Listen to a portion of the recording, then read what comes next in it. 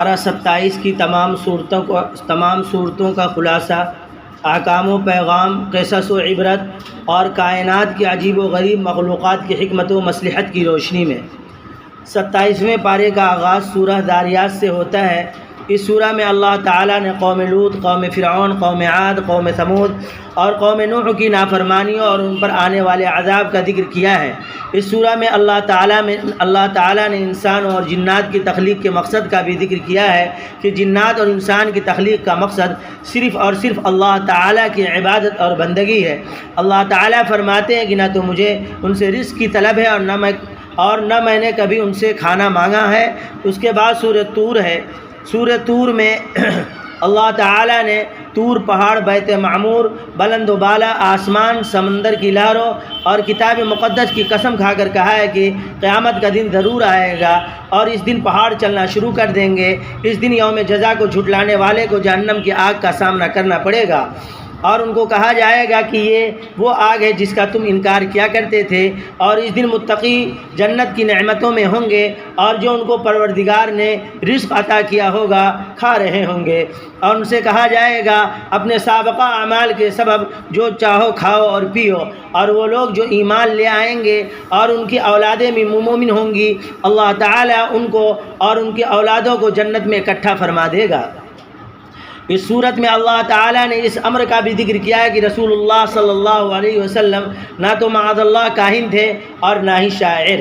اللہ تعالیٰ فرماتے ہیں کہ اگر کافر اپنے الزامات میں سچے ہیں تو ان کو چاہیے کہ قرآن مجید جیسی کوئی بات پیش کریں۔ جو لوگ اللہ تعالیٰ کو نہیں مانتے ان کو سوچنا چاہیے کہ ان کو کس نے بنایا ہے، یا وہ خود ہی اپنے خالق ہیں۔ در حقیقت اللہ تعالیٰ کی ذات کا انکار کرنے والوں کے دلائل انتہائی کمزور اور کھوکھلے ہیں۔ اس صورت میں اللہ تعالیٰ نے رسول اللہ صلی اللہ علیہ وسلم کو صبر کی تلقین بھی کی ہے اور کہا ہے کہ آپ اپنے پروردگار کے حکم پر صبر کریں، بے شک آپ میری آنکھوں کے سامنے ہیں، یعنی جو صبر بھی رسول اللہ صلی اللہ علیہ وسلم کریں گے اللہ تعالیٰ اس سے بخوبی آگاہ ہیں، اور اللہ تعالیٰ کی محبت اور معیت ہمیشہ صبر کرنے والوں کے ساتھ ہوتی ہے۔ سورہ طور کے بعد سورہ نجم ہے، اور سورہ نجم میں پروردگار عالم نے کہا ہے کہ رسول اللہ صلی اللہ علیہ وسلم اس وقت تک کوئی کلام یعنی بات نہیں کرتے جب تک مالک کائنات ان پر وحی کا نزول نہیں فرماتے۔ اس صورت میں اللہ تعالیٰ نے رسول اللہ صلی اللہ علیہ وسلم کے سفر معراج کا ذکر کیا ہے اور یہ بھی ارشاد فرمایا کہ انہوں نے سفر معراج میں اپنے پروردگار کی بہت سی نشانیوں کو دیکھا۔ اللہ تعالیٰ فرماتے ہیں کہ جو میرے بندے نے اپنی آنکھوں سے دیکھا کیا تم اس پر شک کرتے ہو؟ اس صورت میں اللہ تعالیٰ نے سدرۃ المنتہا کا بھی ذکر کیا جو کہ اللہ تعالیٰ کی بہت بڑی نشانی ہے، اور رسول کریم صلی اللہ علیہ وسلم نے یہاں پر ایسے رنگوں اور روشنی کے سیلاب کو دیکھا تھا جن کا دنیا میں تصور بھی نہیں کیا جا سکتا۔ اس صورت میں اللہ تعالیٰ نے کہا کہ جو لوگ فرشتوں کو اللہ تعالیٰ کی بیٹیاں بتلاتے ہیں ان کو یوم حساب پر یقین نہیں ہے۔ اس صورت میں اللہ تعالیٰ نے فرمایا کہ جو لوگ کبیرہ گناہوں اور فحاشی کے کاموں سے اجتناب کرتے ہیں یعنی بچتے ہیں اللہ تعالیٰ ان کو معاف فرما دے گا۔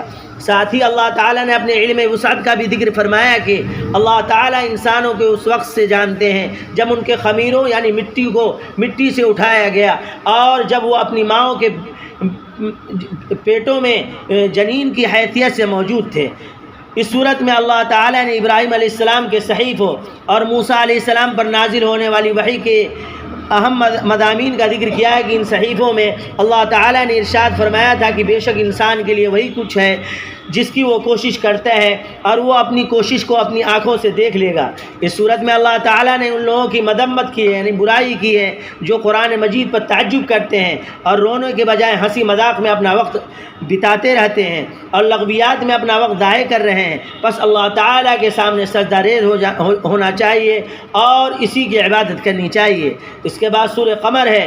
سورہ قمر میں اللہ تعالیٰ نے قوم نوح کا ذکر کیا کہ انہوں نے جناب نوح علیہ السلام کو جھٹلایا اور ان کو دیوانہ اور مجنوں کہا اور ان کو پتھر مارے، تو انہوں نے پروردگار سے دعا مانگی کہ میں مغلوب ہوں تو میری مدد فرما۔ اس پر اللہ تعالیٰ نے آسمان کے دروازے کو کھول دیا جس سے پانی اترا، قوم تباہ ہو گئی۔ اس طرح اللہ تعالیٰ نے سورۃ القمر میں قوم لوط، قوم عاد اور قوم ثمود کا ذکر کیا ہے جو اللہ تعالیٰ کی نافرمانیوں کی وجہ سے اللہ تعالیٰ کے غضب کا نشانہ بنے۔ قوم عاد پر ہوا، قوم ثمود پر چنگھاڑ اور قوم لوط پر پتھروں کی بارش کو برسایا گیا۔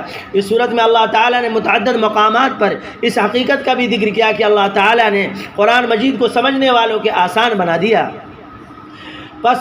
بس ہے کوئی جو نصیحت حاصل کرے۔ اس پیغام کو مغضوب قوموں کے ساتھ ذکر کرنے کا بنیادی مقصد یہ ہے کہ جس طرح سابقہ قوم اللہ تعالیٰ کے احکامات اور نصیحتوں کا انکار کر کے اللہ کے غضب کا نشانہ بنی، اسی طرح قرآن مجید کی نصیحت انکار کرنے والوں کو بھی اللہ تعالیٰ کے غضب کو نظر انداز نہیں کرنا چاہیے۔ اس صورت میں اللہ تعالیٰ نے یہ بھی ارشاد فرمایا کہ اللہ کا ڈر اختیار کرنے والوں کو اللہ تعالیٰ اعلیٰ گھر عطا کرے گا اور ان کے قریب ہی مقرب ملائکہ ہوں گے۔ سورۃ القمر کے بعد سورہ رحمان ہے۔ سورہ رحمان میں اللہ تعالیٰ نے ارشاد فرمایا، رحمان نے قرآن مجید کو سکھلایا، انسان کو بنایا اور اس کو بیان کر کے صلاحیت عطا فرمائی۔ سورج اور چاند اللہ تعالیٰ کی تسبیح بیان کرتے ہیں اور ستارے اور درخت اللہ کو سجدہ کرتے ہیں۔ اسی نے آسمان کو بنایا اور ترازو کو قائم کیا۔ اللہ تعالیٰ فرماتے ہیں کہ انسانوں کو چاہیے کہ ترازو کو صحیح طریقے سے قائم کریں اور تولنے میں کوتاہی نہ کیا کریں۔ اس صورت میں اللہ تعالیٰ نے زمین کے تخلیق کا بھی ذکر کیا اور اس میں مختلف طرح کے پھلوں اور خوشبوؤں کو پیدا فرمایا۔ انسانوں اور جناتوں کو مخاطب کر کے کہا کہ تم دونوں گروہ پروردگار کی کون کون سی نعمتوں کو جھٹلاؤ گے۔ جنات اور انسان کے لیے اللہ تعالیٰ نے سمندروں کو رواں فرمایا، جاری فرمایا، جس میں سے موتی اور جواہرات نکلتے ہیں اور اسی کے فضل سے کشتیاں اور بحری جہاز سمندروں میں چلتے ہیں۔ اسی طرح اللہ تعالیٰ نے ان نعمتوں کا بھی ذکر کیا جو اللہ تعالیٰ انسانوں اور جناتوں کو آخرت میں عطا فرمانے والے ہیں۔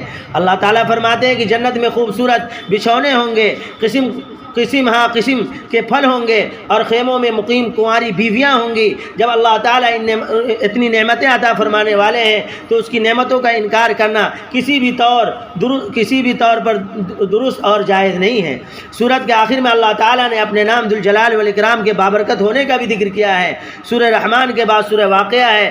سورہ واقعہ میں اللہ تعالیٰ نے 3 گروہوں کا ذکر کیا ہے، ایک مقربین کا گروہ، جبکہ دوسرا گروہ عام جنتیوں کا ہے، جبکہ تیسرا گروہ جہنمیوں کا ہے۔ مقربین کے اللہ تعالیٰ نے ہر طرح کی نعمتوں کو تیار کیا ہے، جبکہ عام جنتی بھی اللہ تعالیٰ کے عنایات پر شادہ و فرحاں ہوں گے، جبکہ جہنمیوں کو تو تھوہر کا درخت کھانا پڑے گا، یعنی بہت ہی عجیب قسم کا درخت ہے جس سے ان کے معدے ابل اور پگھل جائیں گے۔ زقوم کہتے ہیں اس کو، کہ ایسا پھل جہنمیوں کو کھلایا جائے گا جس کی وجہ سے ان کے معدے پگھل جائیں گے اور ان کو پیپ اور بھاپ والا پانی پلایا جائے گا۔